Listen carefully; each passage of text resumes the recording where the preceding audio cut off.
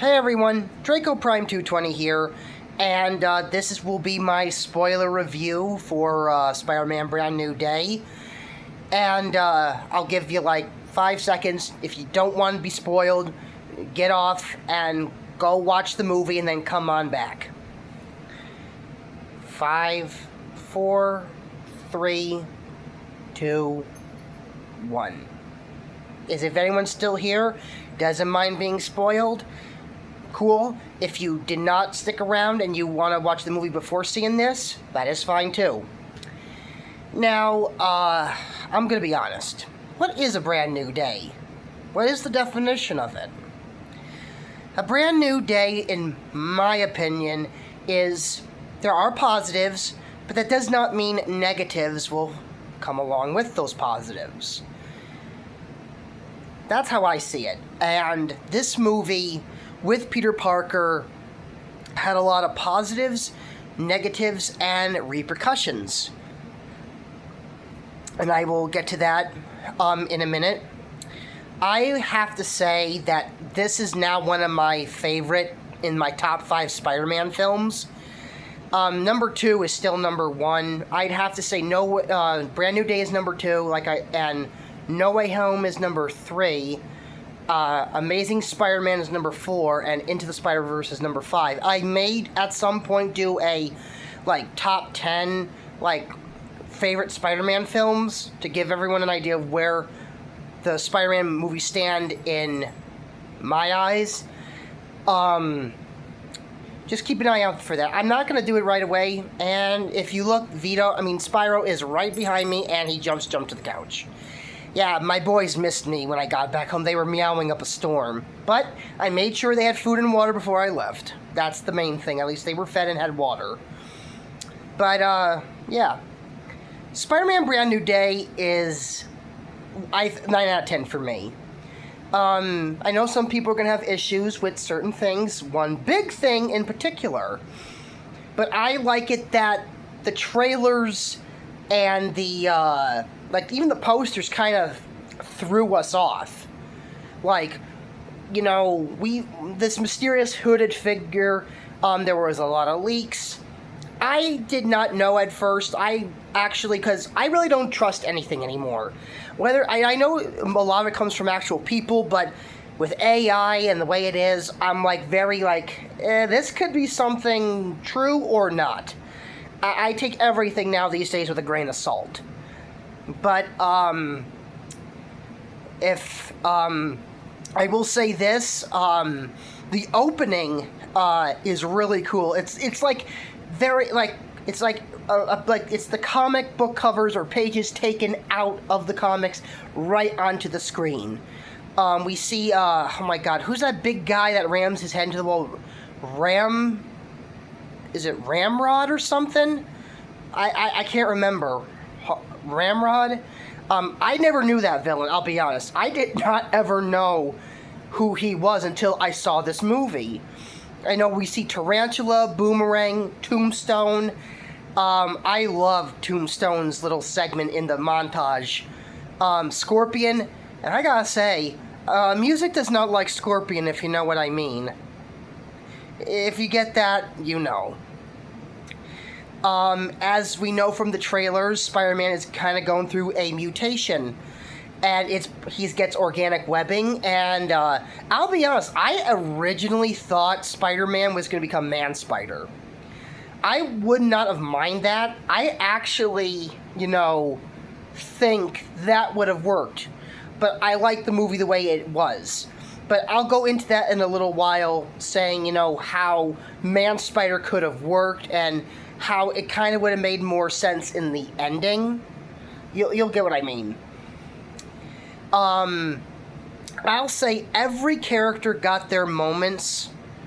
Every character got their moment. Punisher, I have to say the banter and the interactions with Punisher and Spider-Man were absolutely stole the show for me. I do like that. I think Ned and MJ are slowly remembering Peter Parker, but still, it's kind of like not the same. It's not the same bond or relationship. But I like it that towards the end it's hinting at something positive, hopeful. And I like the message of this movie is that you gotta be strong enough when to ask for help. And no one is truly alone, even though life has thrown you punch after punch after punch. You're never alone. I know that sounds cheesy, but that message, I think, is what we need now these days. Like, you know, we need that help. We need to have the courage to say, please help me. I like that. Tom Holland as Spider-Man. This is... I thought his performance in No Way Home was amazing. Here, in this movie, it broke my heart. Like, I'm like, can someone just give Peter Parker a hug? What he goes through, and the one who's kind of making him go through this, everything he goes through. And like I said, that's why I like how the posters kind of threw us off, because we thought, like, these villains, like, even the Lego sets said that Scorpion was going to appear during the Hulk scene. Spoiler, that never happened. And even Tombstone, there was, like, people saying, oh, Tombstone's gonna have a big role, then it's just revealed that he is in the montage, and that's it. And I'm like, okay. See, this is why I don't trust a lot of information, even that people who say it is real, because with AI, once again, they say this is real, that's real, and I'm like, and then you see the movie for yourself, and you're like, the information was a bunch of hooey, because it's completely different than what the movie is. That's why I am waiting patiently for Godzilla x Kong Supernova, because there's been all these leaks and rumors. Sometimes they're true. In the past, it has been proven that some of these leaks are legit. But I'm waiting till we get an official trailer to see what that movie is all about, and there are rumors saying it's going to be probably coming in winter, similar to Godzilla x Kong: The New Empire. Once again, rest in peace, Kaylee Hoddle. You will be missed. Let's not get into that. This is about Spider-Man. Spider-Man, of course, he gets buff. Like, there is this very creepy moment where he's, like, touching his wrist, and you can, it's almost like body horror. It kind of goes into that a little bit. And, by the way, I'm sorry if I sound a little off. I have a cold. So, please, I apologize. Just don't mind me. I'm just hoping this goes away soon. It's kind of annoying. I take pride in not getting sick that much, but once in a while I do, and I gotta start from scratch again. But that's neither here nor there. Just my apologies if I sound a little off. Spider-Man wakes up in a webbed cocoon, like similar to how when spiders have eggs, they make it into a webbed cocoon. I have to say that was kind of creepy. I was for certain at some point in this movie he was going to become Man-Spider.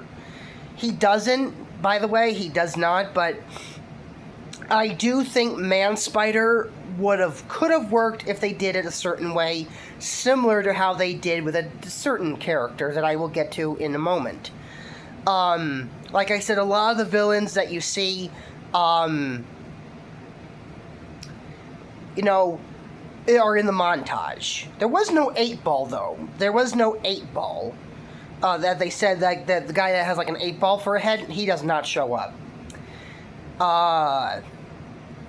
I'd have to say the swinging sequences are absolutely stunning to look at, especially when you get like his POV shots, like from his perspective. Absolutely amazing. Even like his free fall scene that we see in the trailer, where you see from inside his mask, that's one of my favorite scenes in the film. Like, these are new camera angles and shots that are so unique, especially like when Spider-Man, like if he's sitting upside down or something, the camera like changes to show like his perspective of things, like the city's upside down, he's upside up. Love how the camera work is done. And the fight choreography is absolutely stunning. It's brutal. It's fast-paced. Now, I'm going to talk about who is the main villain. I should say. You know, I should have seen this coming because it's teased in Avengers Doomsday trailer where the X-Men are fighting the Avengers. And as we know, Spider-Man is and was an Avenger. And he is going up against potentially one of the most powerful telepath mutants next to Professor Xavier. She is considered an Omega level mutant. And, her name is Jean Grey. And I actually liked, and everyone's gonna have like their problem, like not like Scorpion. He wasn't used much. He was like in like 2 or 3 scenes. I will say I did love the costume design for Scorpion. I just wish he had the helmet piece. Like I wish he had the helmet, and like with like a red visor or something. I think that would have worked, but that didn't happen. And I gotta say, his fight with Spider-Man is brutal. Like I said, he gets ragdolled into a police car, and there are repercussions from that. And then he gets his tail ripped off. And of course, like I said, Spider-Man is basically going up against our very first mutant in the, well, our second mutant, because Namor is considered a mutant as well. So, yeah, this is our second introduction to a mutant. And I have to say, that's a pretty cool concept. Like, every character that shows up is not major, but they are at the same time. They are, but they're not. Now, I am going to get into a character right now that I think is a taste of what's to come, because Mark Ruffalo, according to what I've heard from my friend on X, that Mark Ruffalo kind of spoiled that he is going to be in Secret Wars. The Hulk. Hulk was throughout the whole marketing of this film. Trailers, TV spots, posters, everything. Now, I'm going to be honest. We get 2 Hulk fights. I do know from what people said from the art book is that they were considering Grey Hulk. And I could see with what, how Smart Hulk talks in his fight with Spider-Man. I could see, like, Grey Hulk saying some of those things. And I actually think it would have been kind of cool if Grey Hulk was, like, a side effect of Jean Grey's mind, what she does with telepathy. But we get the next best thing. Like, if you take the Hulk fight, the Smart Hulk fight, and the Savage Hulk fight, I'd say we get a decent sequence with Hulk. I know people are going to be really bummed that he's not heavily in the film, even though there were rumors and him in the marketing and everything. But still, this could lead to something pretty interesting with Secret Wars. And on top of that, it's not a Hulk movie. It's a Spider-Man film. And in a way, since, okay, the Hand, Scorpion, and the Hulk, both Smart Hulk, well, yeah, just Smart Hulk, are all tools being used to stop Spider-Man. And I like that, because even on the one poster where you have, like, the Hand, you got Scorpion, you got Hulk, all going up against Spider-Man, that is technically not them doing that of their own accord. It is basically, without showing it, is Jean Grey going up against Spider-Man, because she's using them to stop him. So if you could remove Hulk, the Hand, and Scorpion, and just put Jean Grey there, that's technically who he's going up against, because these characters are all tools to her. And it's quite understandable of why she's doing this, but I gotta say, she can be quite cruel in this movie. I will say that this is just a taste of the Mutant Saga, because I did hear, once again, from my friend that we're possibly getting the Mutant Saga after Secret Wars. So, I'm pretty excited to see what happens. But I really think having Spider-Man going up against a very powerful mutant, one who's considered Omega level telepath, I think that was an interesting story, because it also is about loss. You lose something and you think you've got nothing left, no one will accept you, all because you're born different. And I have to say, Sadie Sink as Jean Grey, she knew how to be menacing, knew how to be tragic, and knew how to be caring. We don't really see a lot of that caring side, I will say, but the scenes that we do see Jean Grey's kindness are as far and few, and shows how good she can be. Yeah, she's not really a good person in this one, because she is fueled by revenge, wanting to find her sister, and finds out that she died. And Damage Control is the one behind it. And once again, they want to weaponize certain things of mutations. And of course, Spider-Man has made this little inhibitor chip that will keep certain mutations at bay. And I get a strong feeling that could play a big part in future movies, especially with the mutants. Because if there are universal ones, inhibitors, and Spider-Man finds out that, yeah, he was kind of the one who thought it up, and it's kind of like, once again, he tried to do something to prevent his transformation, his mutation. Now it could be used to be as a weapon. I will also say, really quick, going back to the Hulk, the Savage Hulk, like the way Banner goes back to, after being Smart Hulk and goes back to being Banner, he is panicking, he's freaking out, because he's like, did I do all this? And then he's feeling the change. He says, he says, she broke something in me. I'm gonna say it, she broke the cage. She ripped off the cage door, and the beast is out of its cage. And I kind of like this, that we're regressing. Banner, I know, people did not really like Smart Hulk. I will be honest, I did not mind him in Endgame. I think he was done decently in that. The rest, I'm like, okay. But here, it's like, he's got to start back, he's going back to square one again.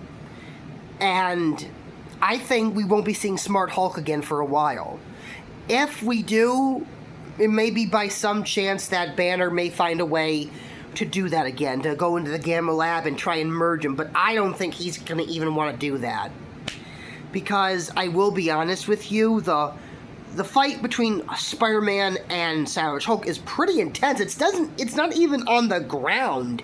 And that's what I kind of liked about it, because sometimes we do have fights that take place on a grounded area, or somewhere else, like inside of a building. Here, Hulk, basically it's an Empire State Building, and I'm sorry, this does remind me of King Kong, because Hulk is like on the side of the building, Spider-Man's using his webs and everything, and even uses like a shocker gauntlet to fight back.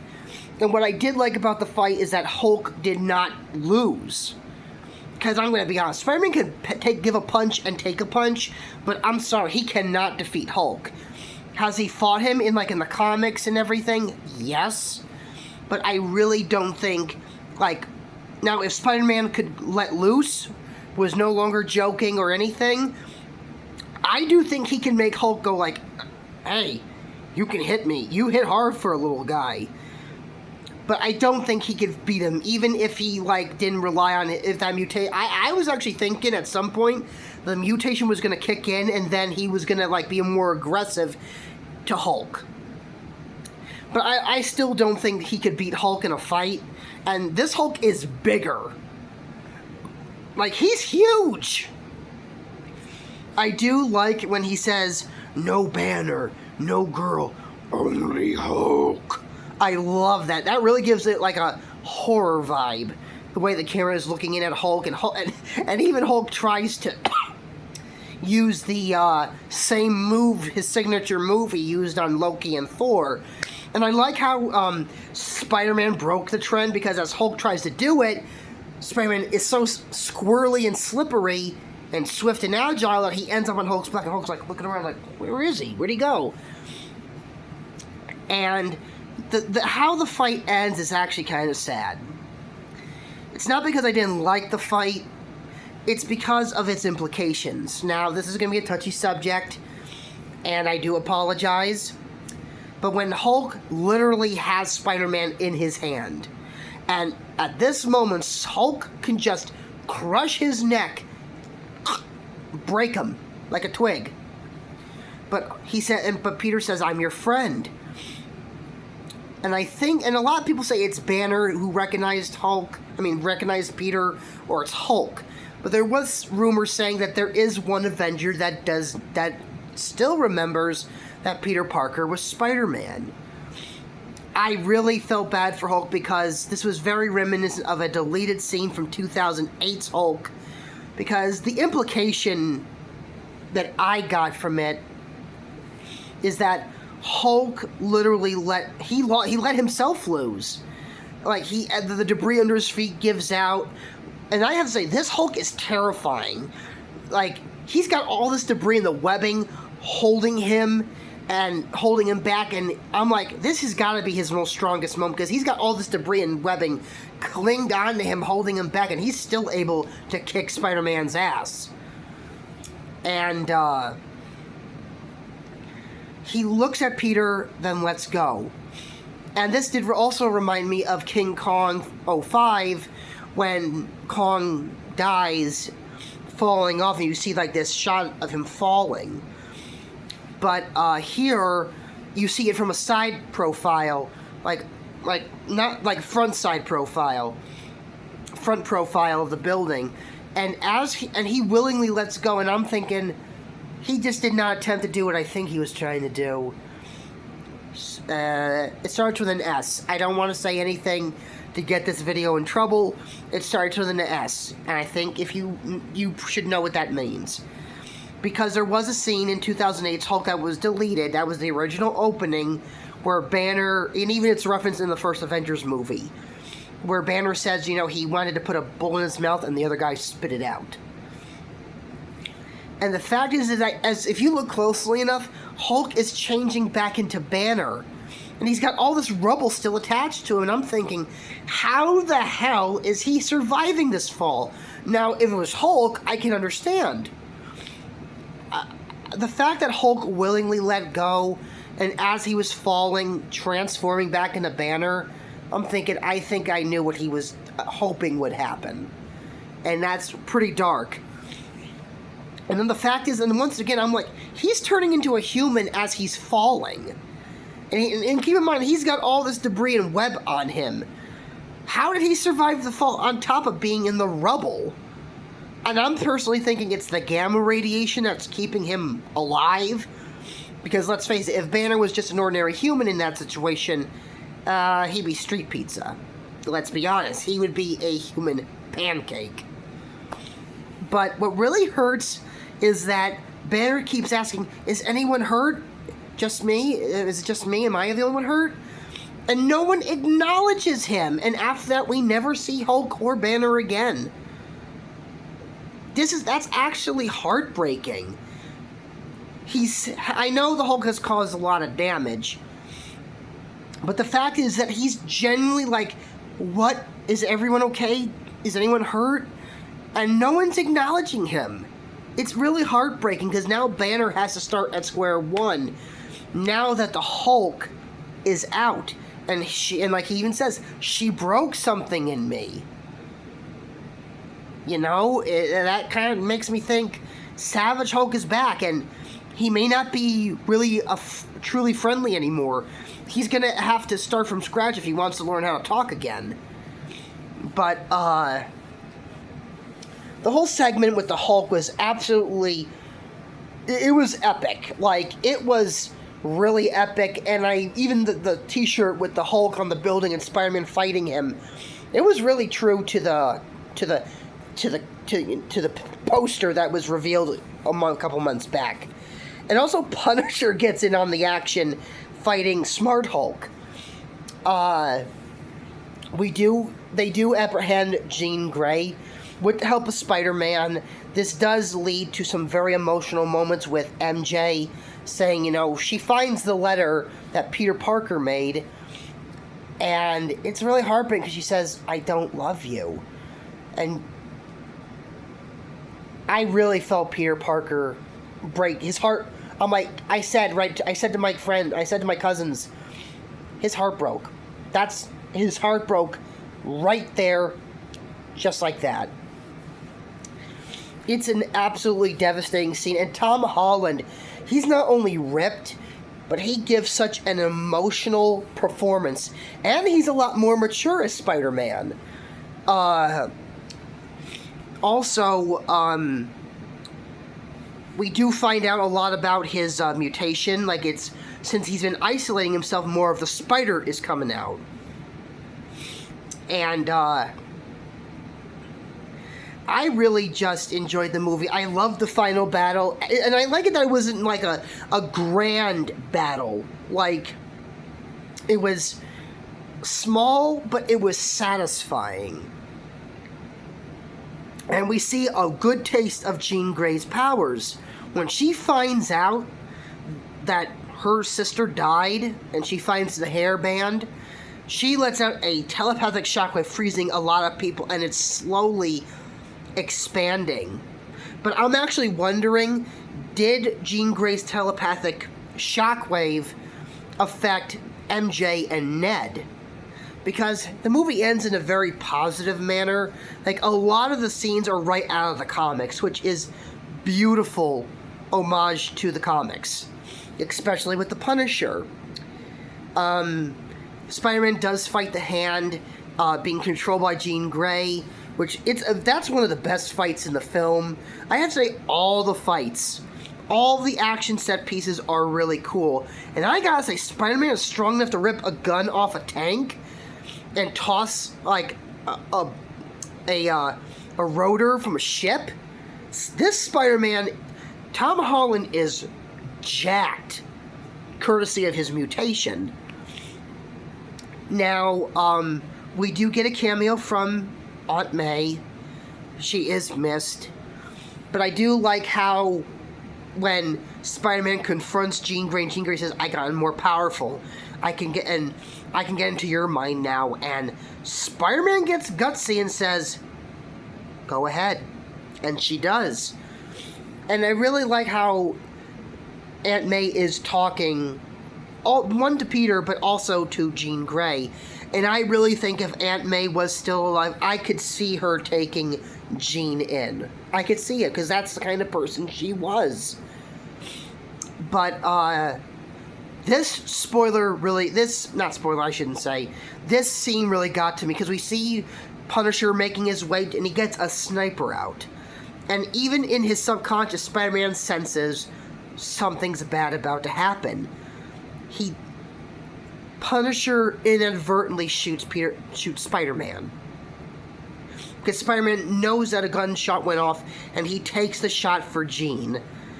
I gotta say, the look on Punisher's face was heartbreaking. He's like, "Oh my God, what did I just do?"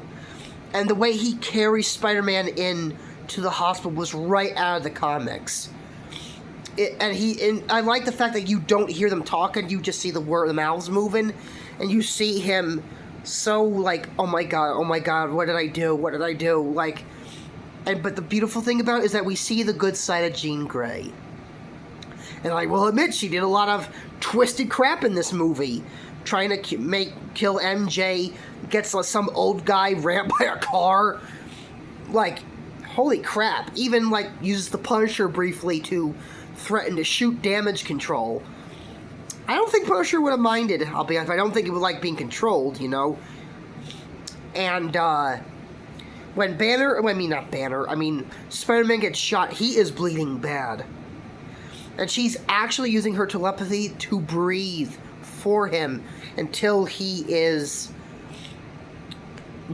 in a safe condition. The scene we get with all of New York, like, lighting candles, waiting to hear what happens to Spider-Man. It goes to show that, yeah, they don't know he's Peter Parker, but as Spider-Man, he is truly loved. And I have to say, the little segment of Punisher in the hospital with Peter Parker was absolutely sweet. I have to say, I wish there was more interactions with Punisher and Spider-Man, but what we got was nice. I think what we got with every character was like little breadcrumbs, because let's be honest, I know people are upset with Hulk. People that I have heard were like kind of upset with Scorpion, but we gotta keep in mind, they were all puppets to a greater threat. I should say potential threat, because I do get the feeling Jean Grey is going to find the X-Mansion of the MCU and become one of the main X-Men. But, because I really like how it threw it off, because all we saw was Hulk, the Hand, and Scorpion. And if we look at the movie, that's who Jean Grey controls. And I like that. It really makes you think, like, we all had an idea that something was going on, someone was controlling things, but I think the way it was done was kind of clever. But I've seen people, I haven't seen no spoilers, but I've heard people complaining about the Hulk slacking because of how much he was in the marketing. I think these are like breadcrumbs leading to future films or story arcs, like for the Hulk. Maybe we'll probably see Scorpion again at some point. I do think this movie was very well done. 9 out of 10 for me. The emotions, the action, the scenery, the sequences were all done perfectly. And I am up for more seeing of Savage Hulk again. I am just glad we got the big bad green Goliath back. And how the fight ended once again was tragic. You really feel bad for Jean Grey and Sarah Grey, because you see them, sitting on a bench in a park, and they talk a little bit about their parents, or parent, I should say. And it's just so sad how it happened. And I understand Jean Grey's motivation, but I have to admit, she didn't have to be so sadistic. But if we look at it realistically, hate, loss, searching, that will change you.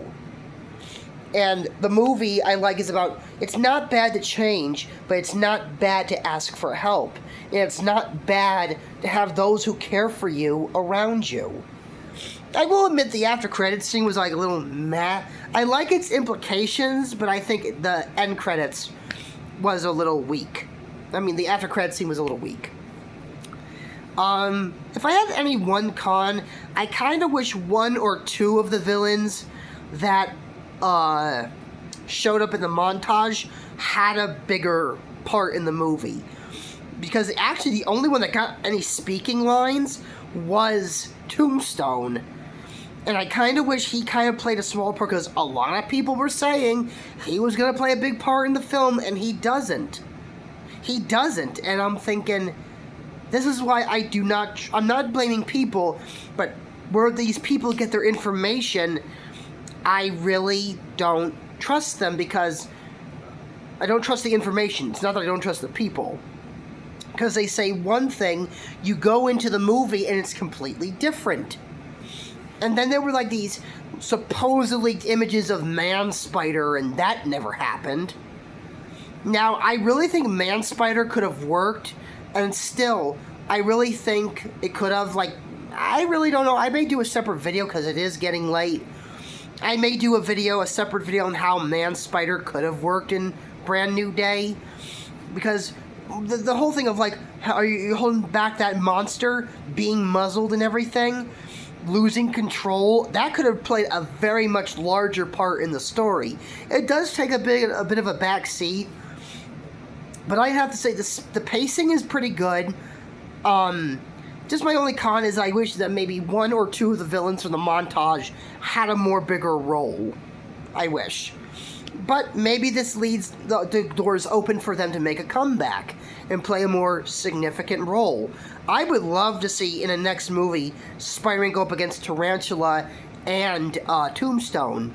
Maybe even Ramrod. I think that's his name. Please, in the comment section, if anyone knows who that guy's name is, the big muscular dude who rams his head into the wall, please let me know if I'm right or wrong. Please. But, yeah, Spider-Man Brand New Day. It is a really good movie. I'd say it's one of my top 5 favorite Spider-Man films. That might be another video I may do down the road, is a ranking of the Spider-Man films. Not a ranking, but my top 10 Spider-Man films and why I like them. But, yeah. Let me know what you thought of Spider-Man Brand New Day, what you liked, what you didn't like. All I ask is please be respectful of one's opinions, and please don't ruin it for others.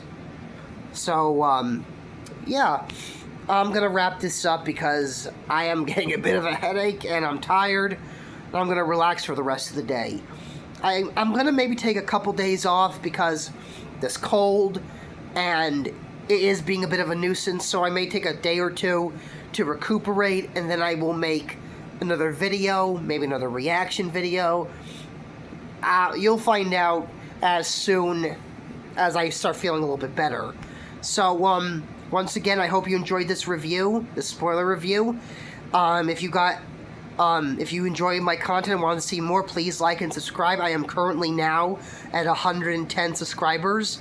I would really appreciate if you help me grow, help my channel grow. It would mean a lot to me. And I welcome my 2 new subscribers to my channel, and I hope there's more to come. So until next time, I am Draco Prime 220, signing off. See you guys.